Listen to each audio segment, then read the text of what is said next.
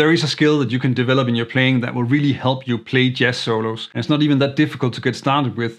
All you need is a few arpeggios and a simple progression. In this video, I'm going to show you how that works and also how practicing like this is much more efficient and stops you from drowning in a lot of technical exercises. My name is Larsen. Learn jazz, make music. One of the first exercises you should do if you want to get started playing jazz is to outline chord progressions with 1-octave arpeggios. Here is an easy version of that, and you can maybe even try to play along right away. After that, I'm going to show you how to make that into a really strong solo, developing rhythms, phrasing and forward motion. And I'm also going to explain why I think that is one of the most important things about being efficient with what you practice.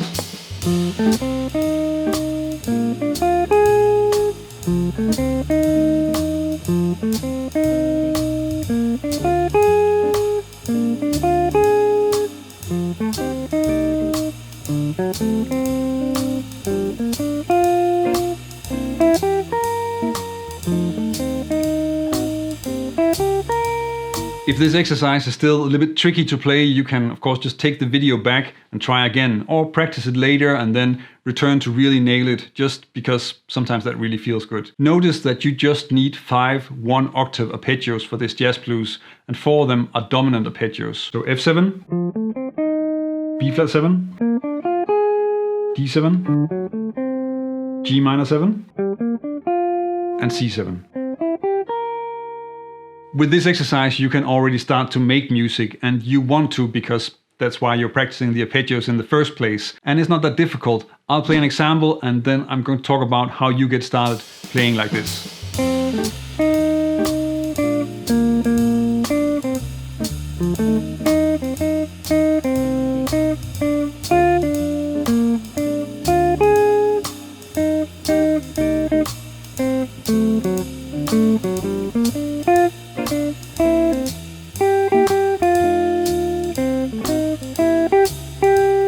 When you improvise like this, then you're limited to 4 notes, and that can maybe seem difficult because you kind of want to play bebop lines like... But with just the arpeggio, you can start working on some things that are just as important as playing many notes. Phrasing and rhythm, and that's a much bigger part of jazz in the end anyway. Especially working on adding some interesting rhythms to your playing is something that's really useful. And if you want some inspiration for this beyond my example, then check out some Charlie Christian. He's definitely worthwhile learning from. When I was starting out playing jazz, then I was lucky in one way because one of the first things I had was a compilation album of Charlie Christian's music. I also had some Scofield and some Charlie Parker, which I loved, but at the time I could only figure out how to learn Charlie Christian solos by ear. Scofield was too weird and Parker was just too fast and difficult. Charlie Christian's style of playing is a lot less dense and with a lot of really clear examples of great swinging rhythms, which is something that you definitely want to learn. This is a huge reason to check out Charlie Christian and learn some of that. Remember that Jim Hall heard one Charlie Christian solo, and from that he decided to dedicate his life to playing jazz music. Notice that I immediately start making music with the arpeggios that I'm practicing. That's very important for everything you work on, and I'll return to that a little bit later. Next, let's try to add some different types of phrasing to what you're playing so that you have some more sounds available in your solo.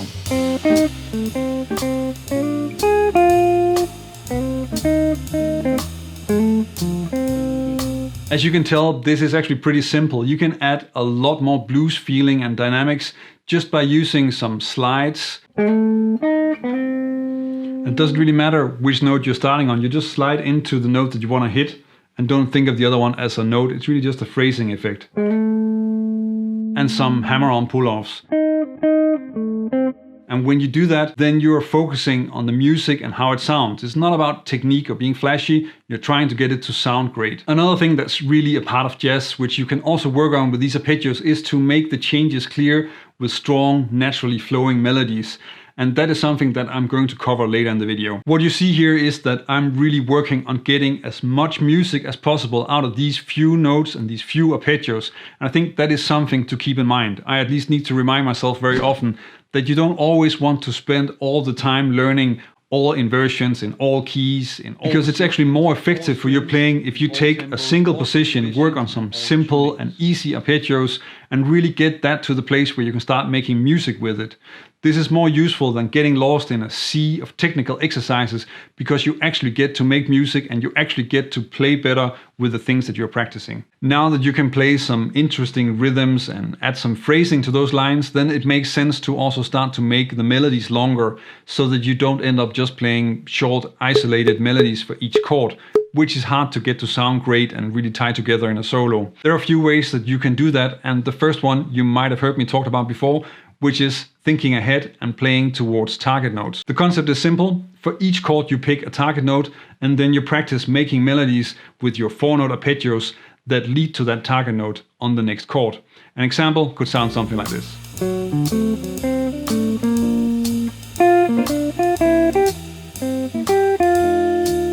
An easy target note is often the third of the chord, simply because that's the most colorful note.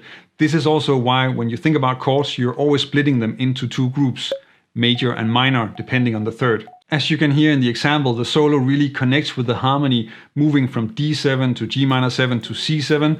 And because I'm thinking ahead and playing towards a note, then the melody has a natural flow and sounds much stronger. With this technique, you don't only want to practice connecting everything and ending up with a long line weaving through the entire form. There are other ways to play solid melodies, and one of them is actually really tied to the blues as a genre. Sometimes it seems that the advice that nobody is giving is that you have to learn how to listen to yourself.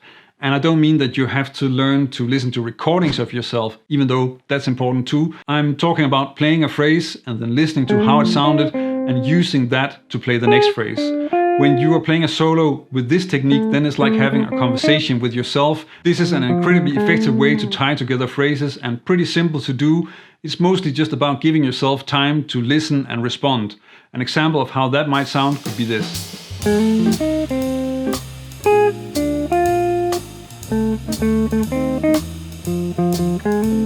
You can see how much is already possible with this, and the next step you want to take is in this video.